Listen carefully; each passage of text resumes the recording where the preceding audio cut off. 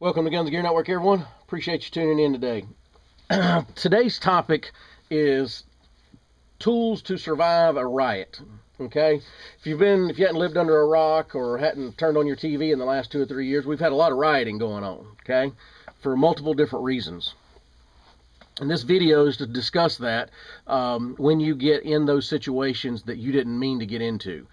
I would like to thank Fox Laboratories for sending us out some examples of some pepper spray that can be used. These people make good quality products. They are used in the law enforcement communities and excellent products. So just want to say thank you to those guys for sending this out to us to show in this video.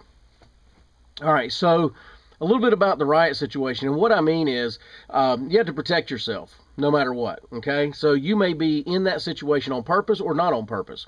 You may be in that situation because there was an officer-involved shooting at 9 o'clock in the morning. You just got at work. You don't get off until 6 or whatever, and by 3 o'clock they're rioting right in your area, and you're trying to make it home, or you're not sure where, and you run into the riot situation. So you need to be able to protect yourself. And one of the main tools that I think everybody should carry is pepper spray. It can be a force multiplier in a lot of different ways. No, it can't stop everybody and things like that, but it does have some great uses. If you watch anybody that's been hit with pepper spray, it'll at least give you some distance and some time and things like that, or tactical advantage. If they can't see you or can't see you well, you have a tactical advantage. Okay. So with that said, also, this video is not to give you legal advice or what I think you should or shouldn't do, because I can't tell you every situation when you can deploy certain tools, even pepper spray. You still may violate a law by using pepper spray. It may be illegal for you to carry in your state or your city or whatever. You have to look at your own particular situation and assess it and say, can I legally carry this, and can I legally deploy it or use it?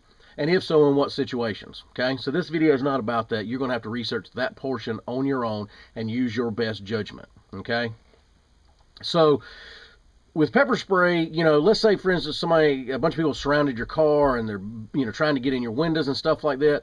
You can deploy pepper spray to get some people away from you out of that situation. Okay. It's just, there's a bunch of videos floating around the internet, people that's been hit with pepper spray, even the ones in the riots, and it usually gets their attention. They usually back up, get away, things like that.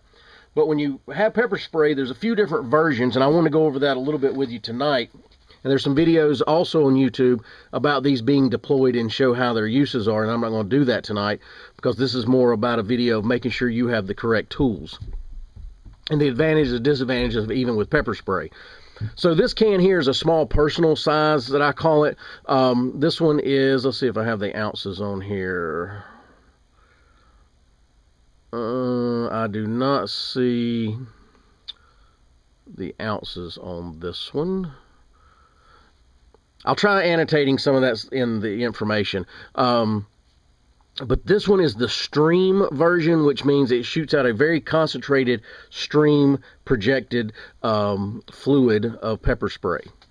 Then you have the same size that projects a what's called the funnel, or it's like a fog. It comes out in a cone that from the center point, and then it bursts outward into a cone shape. Okay, so a couple different versions.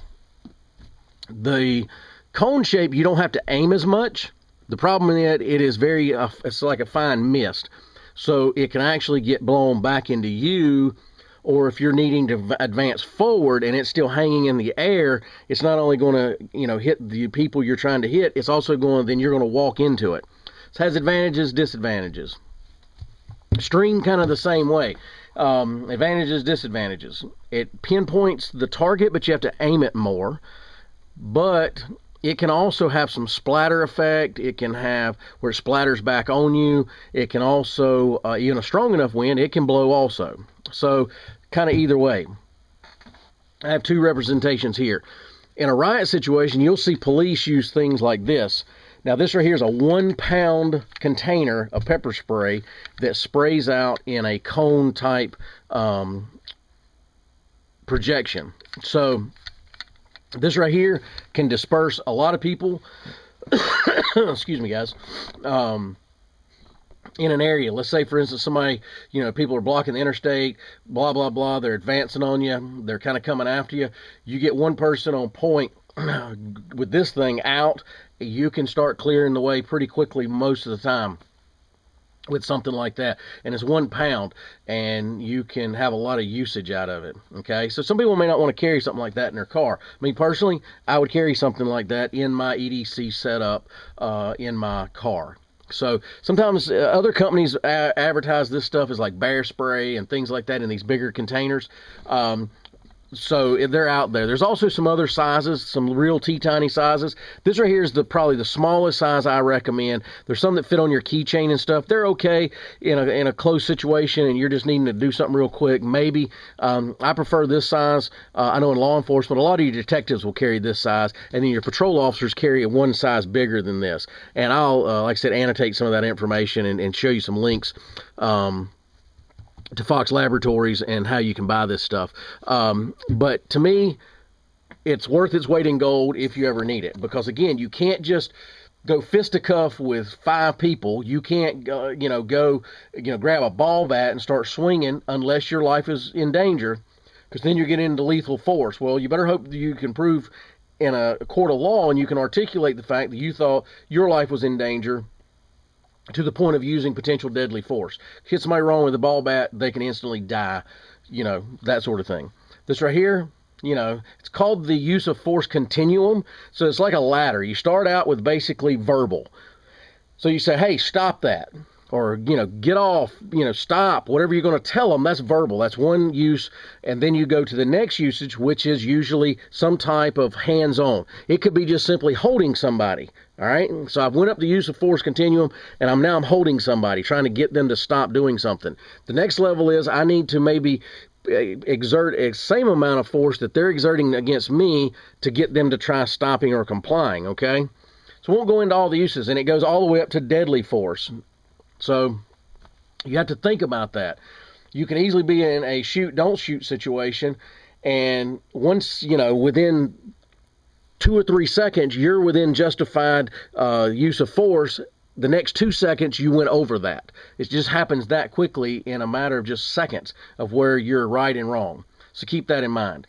So the main thing to keep in mind is have some pepper spray on you at all times.